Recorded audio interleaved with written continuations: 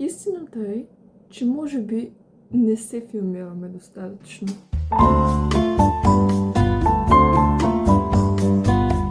Някакви такива моменти все някой е имал, в които е ентусиазиран, няма значение дали се случва нещо лошо или нещо хубаво, но просто е прекалено ентусиазиран и някой твой приятел ти каже: много се филмираш, какво ти става, успокой се малко или нещо такова. Според мен такъв човек изобщо не ти е приятел. Щом влагаш толкова много енергия за това да мислиш за това нещо, явно те е грижа за него и следователно този човек те оценява. Не го интересуват целите ти, мечтите ти и така нататък. И всъщност не се филмираме достатъчно.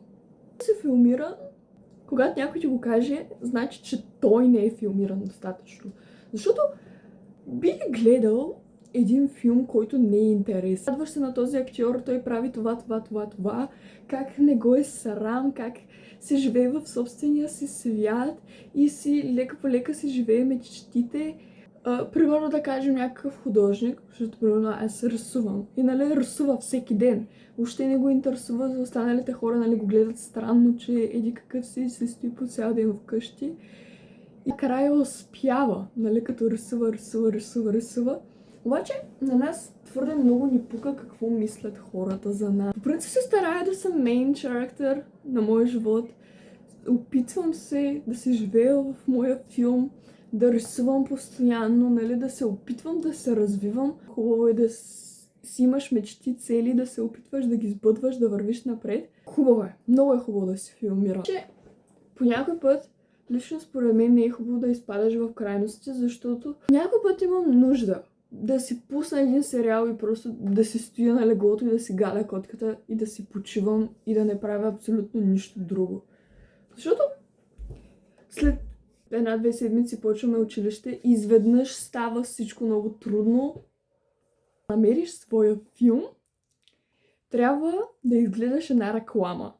Тоест, трябва да си починеш малко, да можеш да осъзнаеш какво точно искаш да правиш, с какво точно искаш да се занимаваш.